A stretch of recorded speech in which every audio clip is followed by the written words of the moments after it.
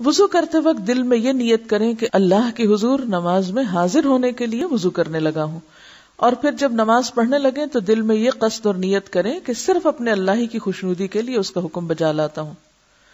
نیت چونکہ دل سے تعلق رکھتی ہے اس لیے زبان سے ادا کرنے کی ضرورت نہیں، اور نیت کا زبان سے ادا کرنا رسول اللہ صلی اللہ علیہ وسلم کی سنت اور صحابہ کرام کے عمل سے ثابت نہیں، یعنی ایسی کوئی دلیل ہمیں نہیں ملتی کہ آپ نے نیت پڑھی ہو۔ نیت کی تو ہے لیکن نیت پڑھی نہیں۔ امام ابن تیمیہ رحمہ اللہ فرماتے ہیں کہ الفاظ سے نیت کرنا علماء مسلمین میں سے کسی کے نزدیک بھی مشروع نہیں۔ مشروع کا کیا معنی؟ جی ہاں، شریعت میں نہیں۔ رسول اللہ صلی اللہ علیہ وسلم نے، آپ کے خلفاء اور دیگر صحابہ، اور نہ ہی اس امت کے سلف اور ائمہ میں سے کسی نے، یعنی بڑے بڑے علماء میں سے کسی نے الفاظ سے نیت نہیں کی۔ عبادات میں مثلاً وضو، غسل، نماز، روزہ اور زکوٰۃ وغیرہ میں جو نیت واجب ہے، بالاتفاق تمام ائمہ مسلمین کے نزدیک اس کی جگہ دل ہے۔ امام ابن حمام اور ابن قیم بھی اس کو بدعت کہتے ہیں۔ اب یہاں حاشیے میں ذرا دیکھیے، نمبر 1 حاشیہ، اپنے دل میں کسی کام کی نیت کرنا اور ضرورت کے وقت کسی کو اپنی نیت سے آگاہ کرنا ایک جائز بات ہے، مگر نماز سے پہلے نیت پڑھنا، نیت کرنا نہیں بلکہ پڑھنا، عقل اور نقل اور لغت تینوں کے خلاف ہے۔ نمبر 1، عقل کے خلاف اس لیے ہے کہ بے شمار ایسے کام ہیں جنہیں شروع کرتے وقت ہم زبان سے نیت نہیں پڑھتے، کیونکہ ہمارے دل میں انہیں کرنے کی نیت اور ارادہ موجود ہوتا ہے۔ مثلاً جوتا پہننے لگتے ہیں تو کبھی نہیں پڑھتے جوتا پہننے لگا ہوں وغیرہ وغیرہ۔ تو کیا نماز ہی ایک ایسا کام ہے جس کے آغاز میں اس کی نیت پڑھنا ضروری ہو گیا؟ نماز کی نیت تو اسی وقت ہو جاتی ہے جب آدمی اذان سن کر مسجد کی طرف چل پڑتا ہے، اور اسی نیت کی وجہ سے اسے ہر قدم پر نیکیاں ملتی ہیں۔ لہذا نماز شروع کرتے وقت جو کچھ پڑھا جاتا ہے وہ نیت نہیں بدعت ہے۔ اور پھر آپ دیکھیے کہ ایک اور حدیث میں بھی آتا ہے نا کہ جب ایک انسان نماز کا انتظار کرتا ہے تو نماز کے انتظار میں جو وقت گزرتا ہے وہ بھی دراصل کس میں ہوتا ہے؟ تو وہ جو انتظار کا وقت ہے وہ نیت کے بغیر تو نہیں انتظار ہوگا نا۔ نمبر 2، نقل کے خلاف، اس لیے کہ نبی اکرم صلی اللہ علیہ وسلم اور صحابہ کرام باقاعدگی کے ساتھ نمازیں پڑھا کرتے تھے، اور اگر وہ اپنی نمازوں سے پہلے نیت پڑھنا چاہتے تو ایسا کر سکتے تھے، ان کے لیے کوئی رکاوٹ نہیں تھی۔ لیکن ان میں سے کبھی کسی نے نماز سے پہلے مروجہ نیت نہیں پڑھی، اس کے برعکس وہ ہمیشہ اپنی نمازوں کا آغاز تکبیر تحریمہ یعنی اللہ اکبر سے کرتے رہے۔ ثابت ہوا کہ نماز سے پہلے نیت نہ پڑھنا سنت ہے۔ نمبر 3، لغت کے اس لیے خلاف ہے کہ نیت عربی زبان کا لفظ ہے، عربی میں اس کا معنی ارادہ ہے۔ نیت کا معنی کیا ہے؟ ارادہ، اور ارادہ دل سے کیا جاتا ہے، زبان سے نہیں۔ بالکل اسی طرح جیسے دیکھا آنکھ سے جاتا ہے، پاؤں سے نہیں۔ دوسرے لفظوں میں نیت دل سے کی جاتی ہے، زبان سے پڑھی نہیں جاتی۔ بعض لوگ روزہ رکھنے کی دعا، حج کے تلبیہ اور نکاح میں ایجاب و قبول سے نماز والی مروجہ نیت کو ثابت کرنے کی کوشش کرتے ہیں۔ عرض یہ ہے، روزہ رکھنے کی دعا والی حدیث ضعیف ہے، لہذا حجت نہیں ہے۔ حج کا تلبیہ صحیح احادیث سے ثابت ہے، وہ نبی اکرم صلی اللہ علیہ وسلم کی پیروی میں کہنا ضروری ہے، مگر نماز والی مروجہ نیت کسی حدیث میں وارد نہیں ہوئی۔ رہ گیا نکاح میں ایجاب و قبول کا مسئلہ، چونکہ نکاح کا تعلق حقوق العباد سے ہے، اور حقوق العباد میں محض نیت سے نہیں بلکہ اقرار، تحریر اور گواہی سے معاملات طے پاتے ہیں۔ یعنی وہاں صرف ارادہ ہی کافی نہیں کہ کوئی شخص نکاح کا ارادہ کر لے، اگر اس طرح صرف ارادے سے نکاح ہو جائے تو کوئی بے نکاح نہ رہے۔ جبکہ نماز میں تو بندہ اپنے رب کے حضور کھڑا ہوتا ہے جو تمام نیتوں کو خوب جاننے والا ہے، پھر وہاں نیت پڑھنے کا کیا تک بنتا ہے؟ قیام۔ حضرت عمران بن حسین رضی اللہ عنہ بیان کرتے ہیں کہ مجھے بواسیر کی تکلیف تھی، نبی صلی اللہ علیہ وسلم نے فرمایا، صلی قائما فإن لم تستطع فقاعدا فإن لم تستطع فعلى جنب، کہ ممکن ہو تو کھڑے ہو کر نماز ادا کرو، اگر طاقت نہ ہو تو بیٹھ کر، اگر بیٹھ کر ادا کرنے کی بھی طاقت نہ ہو تو لیٹ کر نماز ادا کرو۔ یہ حکم کس کے لیے؟ بیمار کے لیے، لیکن اصل کیا ہے؟ قیام۔ نبی صلی اللہ علیہ وسلم نے دیکھا کہ کچھ لوگ بیٹھ کر نمازیں ادا کر رہے ہیں، آپ نے فرمایا بیٹھ کر نماز ادا کرنے والے کو کھڑے ہو کر نماز ادا کرنے والوں کی نسبت نصف ثواب ملے گا۔ نبی صلی اللہ علیہ وسلم کی عمر زیادہ ہو گئی تو آپ نے جائے نماز کے قریب ایک ستون تیار کرایا جس پر آپ نماز کے دوران ٹیک لگاتے تھے، یعنی پھر بھی بیٹھتے نہیں تھے، ٹیک لگا لیتے تھے لیکن کھڑے ہو کے پڑھتے تھے۔ تو اس سے پتہ چلتا ہے کہ قیام بے حد ضروری ہے۔ نبی صلی اللہ علیہ وسلم رات کا بڑا حصہ کھڑے ہو کر نوافل ادا کرتے اور کبھی بیٹھ کر، یعنی فرض نماز تو آخر عمر تک آپ نے کھڑے ہو کر پڑھی، لیکن نوافل کبھی بیٹھ کر بھی۔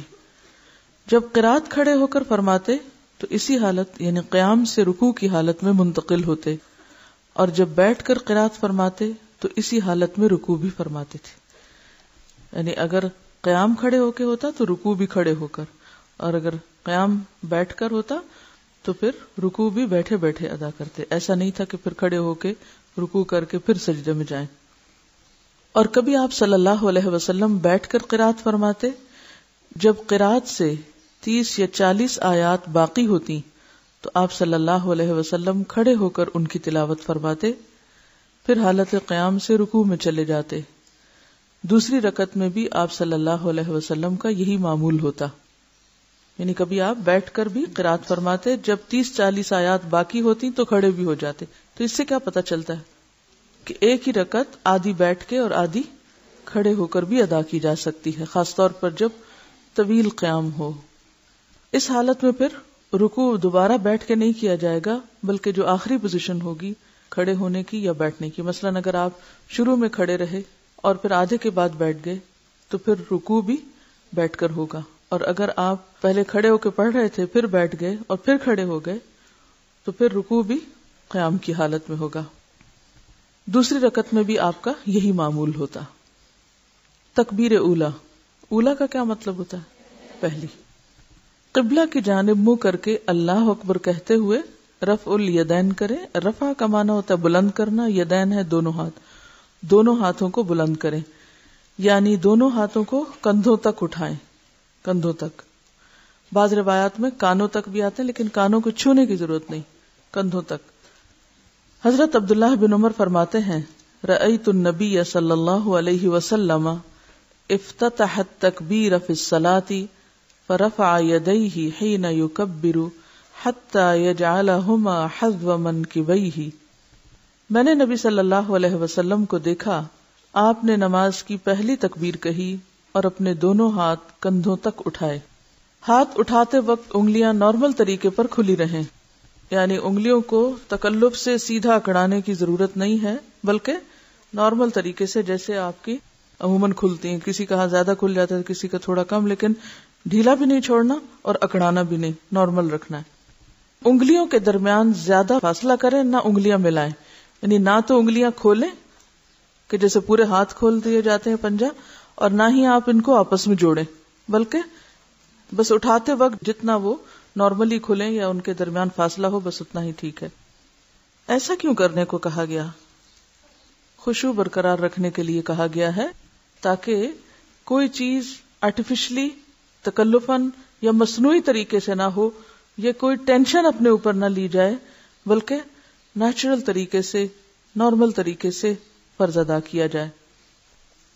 رسول اللہ صلی اللہ علیہ وسلم دونوں ہاتھ کندھوں تک اٹھاتے۔ نبی اکرم صلی اللہ علیہ وسلم کبھی کبھی ہاتھوں کو کانوں تک بلند فرماتے، یعنی دونوں طریقے ملتے ہیں، کبھی یعنی بالکل برابر ہی اور کبھی ذرا اونچا بھی، یعنی اس میں اتنا کوئی بہت فرق نہیں ہے، سر تک تو نہیں لے جانا، یعنی کانوں اور کندھے میں تھوڑا سا ہی فرق پڑتا ہے۔ شیخ البانی فرماتے ہیں کہ رفع یدین کرتے وقت ہاتھوں سے کانوں کو چھونے کی کوئی دلیل نہیں ہے، ان کا چھونا بدعت ہے یا وسوسہ۔ وسوسہ کیا کہ شیطان کہتا نہیں ابھی تم نے صحیح نہیں اٹھائے، پہلے جب تک وہاں ناپ کے نہ دیکھو یا ٹچ کر کے نہ دیکھو کان کہ صحیح جگہ تک پہنچے ہیں کہ نہیں، تو یہ طریقہ درست نہیں ہے۔ بس اس وقت بہت کانشیس ہونے کی ضرورت نہیں ہے، ہاتھ اٹھانا ہی اصل چیز ہے۔ مسنون طریقہ ہتھیلیاں کندھوں تک یا کانوں تک اٹھانا ہے۔ ہاتھ اٹھانے کے مقام میں مرد اور عورت دونوں برابر ہیں، ایسی کوئی حدیث موجود نہیں جس میں یہ تفریق ہو کہ مرد کانوں تک اور عورتیں کندھوں تک بلند کریں۔ پھر دایاں ہاتھ بائیں ہاتھ پر رکھ کر سینے پر باندھ لیں۔ دایاں ہاتھ بائیں ہاتھ پر رکھ کر سینے پہ باندھ لیں۔ کس طرح؟ سینے پر ہاتھ باندھنا۔ حضرت وائل بن حجر رضی اللہ عنہ کہتے ہیں کہ میں نے رسول اللہ صلی اللہ علیہ وسلم کے ساتھ نماز پڑھی تو آپ نے اپنے ہاتھ یعنی دایاں ہاتھ بائیں ہاتھ پر رکھ کر سینے پہ باندھے۔ حضرت حلف رضی اللہ عنہ فرماتے ہیں کہ میں نے رسول اللہ صلی اللہ علیہ وسلم کو سینے پر ہاتھ رکھے ہوئے دیکھا۔ حضرت وائل بن حجر رضی اللہ عنہ رسول اللہ صلی اللہ علیہ وسلم کی نماز کا طریقہ بیان کرتے ہوئے فرماتے ہیں کہ آپ نے دائیں ہاتھ کو بائیں ہاتھ کی ہتھیلی کی پشت، اس کے جوڑ اور کلائی پر رکھا۔ ہمیں بھی دایاں ہاتھ بائیں ہاتھ پر اس طرح رکھنا چاہیے کہ دایاں ہاتھ بائیں ہاتھ کی ہتھیلی کی پشت، جوڑ اور کلائی پر آ جائے، جوڑ اور کلائی پر آ جائے، اور دونوں ہاتھوں کو سینے پر باندھا جائے تاکہ تمام روایات پر عمل ہو سکے۔ حضرت سہل بن سعد سے روایت ہے کہ لوگوں کو رسول اللہ صلی اللہ علیہ وسلم کی طرف سے یہ حکم دیا جاتا تھا کہ نماز میں دایاں ہاتھ بائیں کلائی پر رکھیں، دایاں ہاتھ بائیں کلائی پر رکھیں۔ رہی حضرت علی رضی اللہ عنہ کی روایت کہ سنت یہ ہے کہ ہتھیلی کو ہتھیلی پر زیر ناف رکھا جائے، تو اسے امام بہقی اور حافظ ابن حجر نے ضعیف قرار دیا ہے، اور امام نووی فرماتے ہیں کہ اس کے ضعف پر سب کا اتفاق ہے۔ تو اب آپ دیکھیے کہ ہاتھ کیسے آپ رکھیں گے، ہتھیلی پر، ٹھیک ہے، تو انگوٹھا اور چھوٹی انگلی کہاں آ جائیں گے؟ کلائی پر، اور باقی ہاتھ کا حصہ جوڑ پر، ٹھیک ہے۔ اب کر کے دیکھیے کہ سینہ بھی نہ تو ہاتھوں کو اوپر چڑھانے کی ضرورت ہے، کئی لوگوں کو میں نے دیکھا کہ وہ ہاتھوں کو اوپر رکھے ہوئے ہوتے ہیں، یہ نہیں رکھنے کا طریقہ، ٹھیک ہے۔ کئی لوگ اپنے کندھے بھی ساتھ سکیڑ لیتے ہیں اور وہ سمجھتے کہ شاید بہت ہی اونچا چڑھا کے اوپر رکھنا مراد ہے۔ اس میں آپ دیکھیے کہ نارمل اور نیچرل طریقے سے کھڑے ہوں۔ عورتوں اور مردوں کی نماز میں کوئی فرق نہیں۔ رسول اللہ صلی اللہ علیہ وسلم نے فرمایا، نماز اسی طرح پڑھو جس طرح تم مجھے نماز پڑھتے ہوئے دیکھتے ہو، یعنی ہو بہو میرے طریقے کے مطابق سب عورتیں اور سب مرد نماز پڑھیں۔ سلو جمع کا صیغہ ہے، جیسے یا ایھا الذین آمنوا ہوتا ہے جس میں سب شامل ہوتے ہیں۔ پھر اپنی طرف سے یہ حکم لگانا کہ عورتیں سینے پہ ہاتھ باندھیں، مرد زیر ناف، عورتیں سجدہ کرتے وقت زمین پر کوئی اور شکل اختیار کریں، مرد کوئی اور، یہ دین میں مداخلت ہے۔ یاد رکھیں کہ تکبیر تحریمہ سے شروع کر کے السلام علیکم ورحمۃ اللہ کہنے تک عورتوں اور مردوں کے لیے ایک ہی شکل اور ایک ہی ہیئت ہے نماز کی۔ سب کا قیام، رکوع، قومہ، سجدہ، جلسہ استراحت، قعدہ اور ہر مقام پر پڑھنے کی دعائیں یکساں ہیں۔ رسول اللہ صلی اللہ علیہ وسلم نے مرد اور عورت کی نماز کے طریقے میں کوئی فرق نہیں بتایا۔ اگر کچھ روایات ہیں بھی تو وہ ضعیف ہیں، یا زیادہ تر آپ کو ائمہ کے اقوال ملیں گے۔ سینے پر ہاتھ باندھ کر یہ دعا پڑھیں۔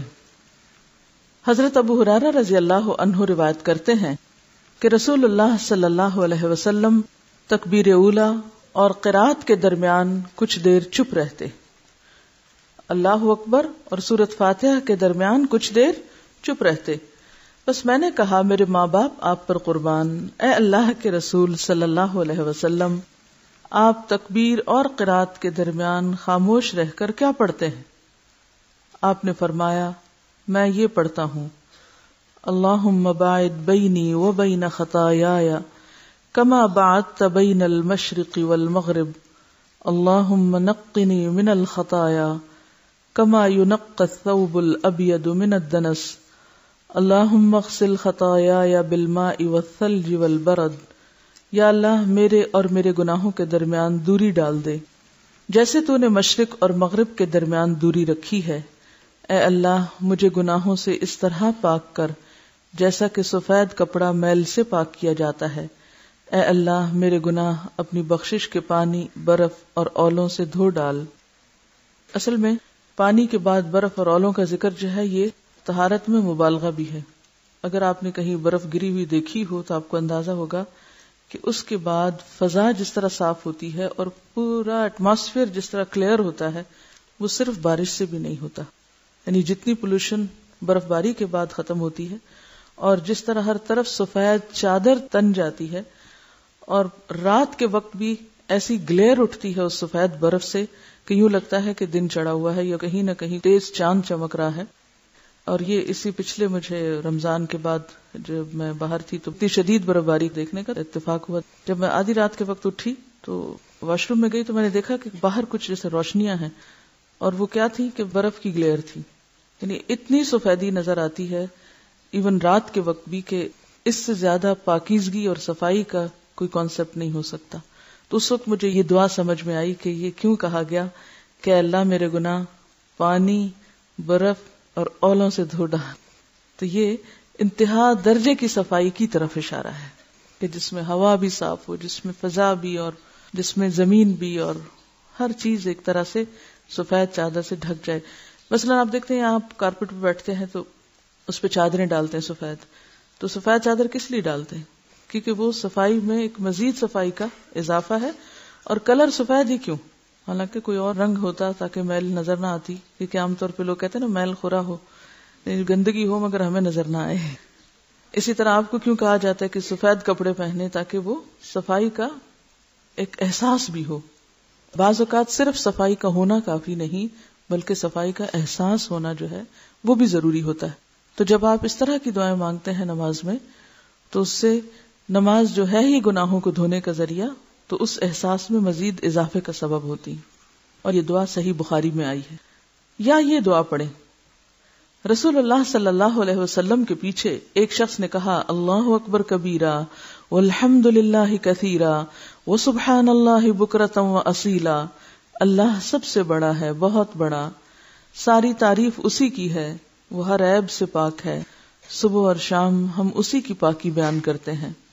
یہ سن کر رسول اللہ صلی اللہ علیہ وسلم نے فرمایا کہ اس شخص کے لیے آسمان کے دروازے کھول دیے گئے ہیں. یعنی ایک شخص نے یہ دعا پڑھی تو آپ نے کیا فرمایا کہ اس کے لیے آسمان کے دروازے کھول دیے گئے ہیں. حضرت ابن عمر نے فرمایا جب سے میں نے رسول اللہ صلی اللہ علیہ وسلم سے یہ بات سنی ہے میں نے ان کلمات کو کبھی چھوڑا نہیں. اور ہم میں سے کسی نے کبھی یہ کلمات کیوں؟ پتہ ہی نہیں. جہالت نعمت ہے، نعمت ہے نا. کتنی بڑی خیر سے ہم بعض اوقات محروم رہتے ہیں لا علمی کی وجہ سے. یہ صحیح مسلم کی روایت ہے. ہم سمجھتے ہیں ہم بہت کچھ پڑھ چکے ہیں، بہت کچھ جان چکے ہیں. اس کلمے کو ادا کرنے میں کتنی دیر لگتی؟ کچھ بھی ٹائم نہیں لگتا. بعض اوقات آپ جلدی میں بھی ہوتے ہیں اور پہلی دعا یا جو آگے آ رہی وہ نہیں بھی پڑھے تو یہ آپ دیکھیں مختصر ترین بھی ہے اور فائدے میں مؤثر ترین ہے. یا یہ دعا پڑھیں سبحانک اللہم و بحمدک و تبارک اسمک و تعالی جدک ولا الہ غیرک. اے اللہ تو پاک ہے، ہم تیری تعریف کے ساتھ تیری پاکی بیان کرتے ہیں.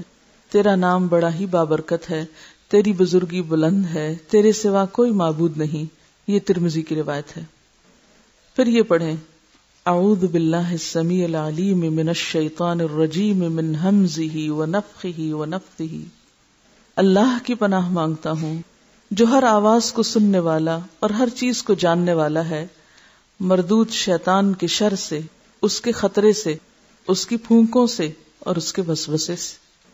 کتنی خوبصورت دعا ہے، کتنی خوبصورت طریقے کی پناہ مانگی گئی ہے. اعوذ باللہ السمیع العلیم من الشیطان الرجیم من ہمزہ ونفخہ ونفثہ. بسم اللہ الرحمن الرحیم. الحمد للہ رب العالمین الرحمن الرحیم مالک یوم الدین ایاک نعبد و ایاک نستعین اہدنا الصراط المستقیم صراط الذین انعمت علیہم غیر المغضوب علیہم ولا الضالین آمین. اللہ کے نام سے شروع کرتا ہوں جو نہایت رحم فرمانے والا بے حد مہربان ہے. ساری تعریف اللہ کے لیے ہے جو تمام مخلوقات کا رب ہے، بے حد رحم کرنے والا، بے حد مہربان ہے، بدلے کے دن کا مالک ہے. اے اللہ ہم تیری ہی عبادت کرتے ہیں اور تجھی سے مدد مانگتے ہیں. ہمیں سیدھے راستے پر چلا، ان لوگوں کے راستے پر جن پر تو نے انعام کیا، جن پر غضب نہیں کیا گیا، جو گمراہ نہیں ہوئے. حضرت انس رضی اللہ عنہ فرماتے ہیں کہ رسول اللہ صلی اللہ علیہ وسلم حضرت ابو بکر اور عمر رضی اللہ عنہ قرات الحمد للہ رب العالمین سے شروع کرتے. یعنی اعوذ باللہ اور بسم اللہ نہیں پڑھتے تھے بلکہ ڈائریکٹ سورۃ الفاتح سے شروع کرتے. حضرت انس کہتے ہیں کہ میں نے رسول اللہ صلی اللہ علیہ وسلم، ابو بکر، عمر اور عثمان کے پیچھے نماز پڑھی، وہ بلند آواز سے بسم اللہ نہیں پڑھا کرتے تھے. ٹھیک ہے، یعنی دل میں پڑھتے تھے. آپ بسم اللہ الرحمن الرحیم سرن یعنی آہستہ پڑھتے تھے. امام ابن تیمیہ فرماتے ہیں کہ حدیث کی معرفت رکھنے والے اس امر پر متفق ہیں کہ امام کے لیے بسم اللہ زور سے پڑھنے کی کوئی صریح روایت نہیں ہے، لیکن اگر ہم اپنے دل میں نماز پڑھ رہے ہیں تو اعوذ باللہ بسم اللہ سب پڑھیں گے. اگر نماز میں جمائی آ جائے تو اسے حد الوسع روکیں، نہ رکے تو منہ پر ہاتھ رکھیں اور آواز بلند نہ کریں، کیونکہ جمائی لیتے وقت بلند آواز کرنا جو ہے وہ نماز میں خلل کا ذریعہ ہے. یہ جو دعائیں آپ نے پڑھی ہیں ان کو ذرا ایک دفعہ دوہرا لیتے ہیں. اللهم باعد بيني وبين خطاياي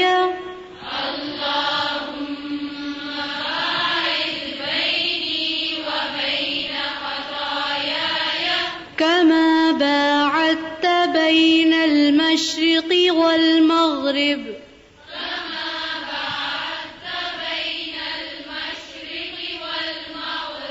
اللهم نقني من الخطايا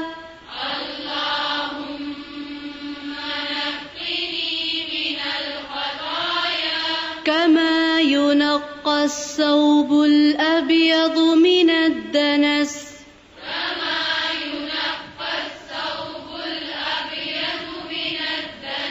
اللهم اغسل خطاياي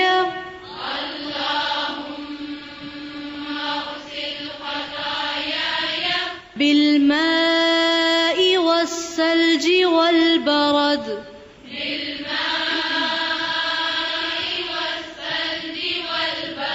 سبحانك اللهم وبحمدك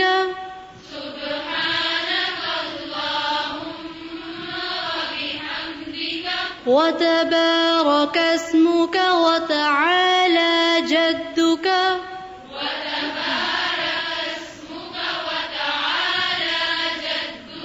ولا إله غيرك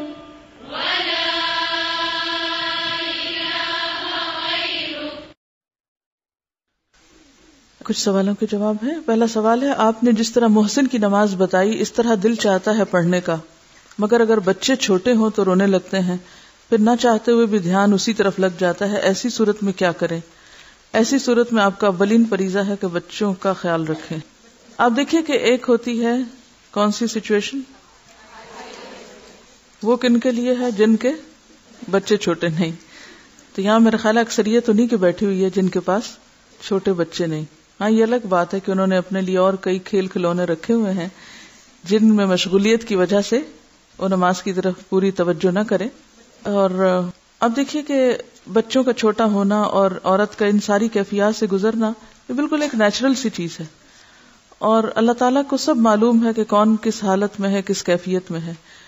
ایون بچے چھوٹے بھی ہوں تو ایسا نہیں ہوتا کہ سارا وقت بچے جاگ ہی رہے ہوں. مثلاً آپ جب وہ سو جائیں پھر عشاء کی نماز پڑھ سکتے ہیں، یا فجر کی، یا تہجد کی، یا دن میں کسی وقت، کیونکہ ہمیشہ بچے ایک حالت میں نہیں رہتے، بچے بھی ایک حالت سے دوسری حالت میں چلتے چلے جاتے ہیں. اور جب ایسا وقت ہو کہ بچے واقعی بہت چھوٹے ہیں اور بہت پریشان کن حالات ہوں تو پھر اللہ تعالیٰ جانتا ہے کہ کون کس مشکل میں ہے. لا یکلف اللہ نفسا الا وسعہا.